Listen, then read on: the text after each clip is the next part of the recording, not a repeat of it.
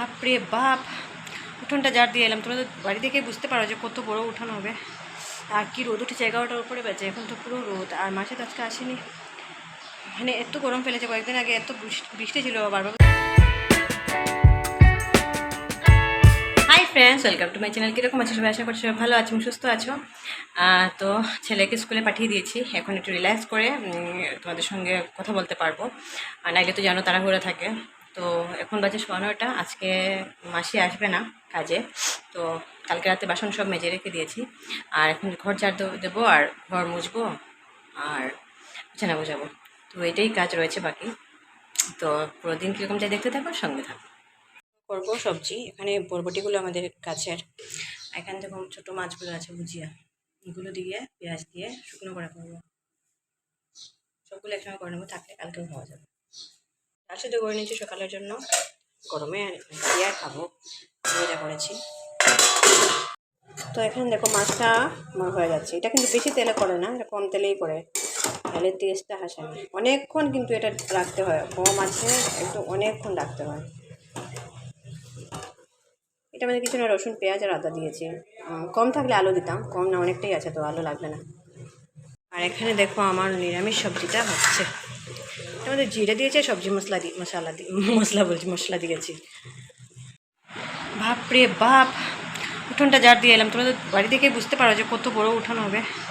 আর কি রোদ উঠেছে, 11টার উপরে বাজে, এখন তো পুরো রোদ। আর মাসে তো আজকে আসেনি, মানে এত গরম ফেলেছে। কয়েকদিন আগে এত বৃষ্টি ছিল, বারবার বলছিলাম এত বৃষ্টি দিচ্ছে। বৃষ্টি দিলে খারাপ লাগে না, আমার ভালোই লাগে। আর এখন এত গরম ফেলেছে দুদিন থেকে, যত দিন যাচ্ছে টেম্পারেচার বাড়ছে। মানে আগে অন্যদিকে শুনতাম গরম পড়ছে, এখন এইদিকে গরম পড়ছে।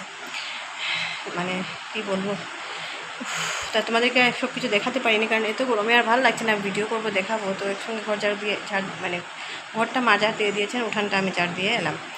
তারপরে কিছু কাপড় ছিল ওয়াশিং মেশিনে ধুয়ে দিয়েছি।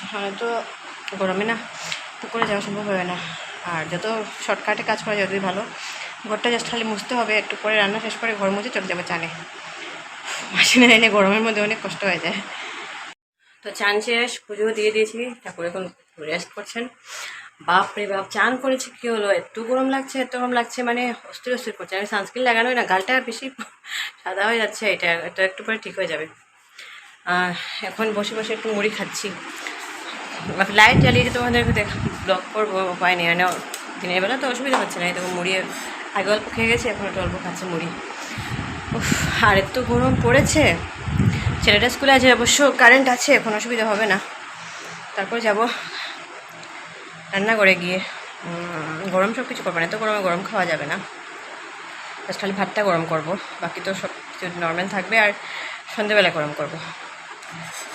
কি গরম পড়েছে, মানে সহ্যের বাইরে। বাজে 3টে, আর আমাদের লাঞ্চ হয়ে গেছে। ছেলে স্কুল থেকে এসে গেছে, এত গরম পড়েছে। ছেলেটা স্কুল থেকে এসে দেখেছি পুরো মুখ লাল হয়ে গেছে। তো বললো মামা একটু জল দাও, তো জল দিয়ে স্কুলে জল দিয়েছি, একটু শেষ হয়ে গেছে। মানে কারেন্ট ছিল না আসার সময়, তো একটু সময় গরম লাগছিলো। আর রোদটা খুব বেশি, তো কষ্ট লাগলো দেখে যে ড্রেসটা নিয়ে ইউনিফর্ম যেটা, ওইটা একটু ভারী, বুঝেছো। প্যান্টটাও লম্বা আর ড্রেসটাও একটু ভারী, তো স্বাভাবিক গরম লাগবে ওই ড্রেসটায়। তো একটু জায়গায় আসতে দেখি পুরো লাল হয়ে গেছে মুখটা। আমি বললাম তুই গেঞ্জিটা পরবি না, প্যান্টটা পরে বসে থাকতো, টিভি দেখছে একটু বসে বসে। ওদেরও তো রিল্যাক্সেশন লাগে, সবসময় যদি খালি পড়া করি তো ওদেরও তো ব্রেনে আর ভালো লাগবে না পড়াশোনাটা। একটু আসার পরে একটু টিভি দেখতে দিই আমি, তারপর তো একটু পরে ঘুমিয়ে পড়বে, কারণ টায়ার্ড হয়ে যায়, না ঘুমালে হবে না। এখন গরমে, এত গরমে কী ঘুমাবে, বিছানায় বসা যাচ্ছে না। মানে সোফা যেটা, এই কাপড়টা না এত গরম হয়েছে, বসেছি যে আমার পুরো পিঠ ঘেমে যাচ্ছে, এরকম অবস্থা। তো লাঞ্চ করছি, তোমাদের তো সকাল দেখালাম কী রান্না করেছি, আর দেখালাম মানে এখন আর দেখালাম না, মানে ইচ্ছে করছে না, খেতেও ইচ্ছে করছে না, এত গরম লাগছে। আমার গরমটা তো একটু বেশিই লাগে, সহ্য হয় না গরম। তোমরা গত বছরও দেখছো, গরমটা এলেই না আমার ভয় শুরু হয়ে যায়। মানে যখন ঠান্ডার দিন চলে যাবে, গরম দিনটা আসবে, তখন বুকে থাক শুরু হয়। এই তো গরমে যাচ্ছে। তবু প্রথম দিকে অনেকটা বৃষ্টি দেওয়া এত গরম বুঝিনি, কিন্তু এখন তো খুব গরম লাগছে। ছেলেটার বার্থডে আসার সঙ্গে সঙ্গে না গরমটা পড়ে যায়। তো গত বছর সেম বার্থডে দিন এত বেশি গরম ছিল যে আমরা কিচ্ছু করতে পারিনি। মানে কেউ এটাতে খাবে, কিছু অ্যারেঞ্জমেন্ট করবো বা শাড়ি পরবো সুন্দর করে, ওকেও মানে ইচ্ছে হয়নি, এত গরম ছিল। এবছর জানি না কীরকম হবে। গরমটা তো এখন দেখছি খুব পড়েছে। বার্থডের সময় যদি বৃষ্টি থাকে তাহলে একটু ভালো কিছু করা যাবে। যাই হোক, এখন একটু বসি গরমে ফ্যানের নিচে। তো চা বসিয়ে দিয়েছি, যেহেতু সন্ধে হয়ে গেছে।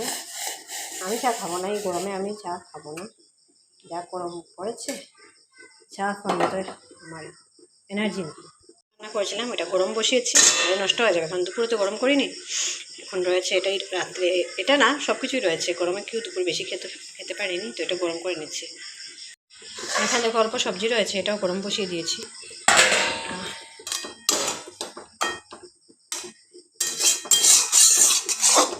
বাটিতে আর ঢালিনি এটা, কারণ কড়া থাকলে গরম করতে সুবিধা হয়। 2 কাপ চা রেডি, একটা লিকার, একটা দুধ চা। মোবাইলে তাকালে দেখো, মোবাইল তাকিয়ে তাকিয়ে করলে দেখো কাজ কি হয়, দেখলে তো।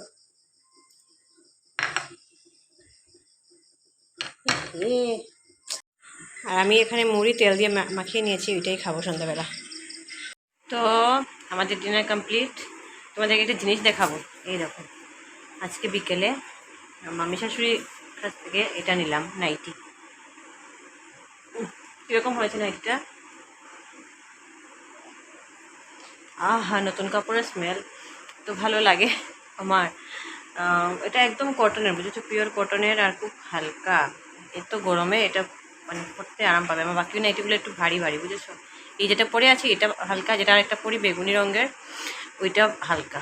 তো তোমরা বলবে হ্যাঁ দুটোই পরি নাকি, আমার এই দুটোই হালকা, বাকি সবগুলো একটু ভারী ভারী। এটা দেখলাম এটাও হালকা আছে, তো এটাও নিয়ে নিলাম, তো খুব ভালো কটনের।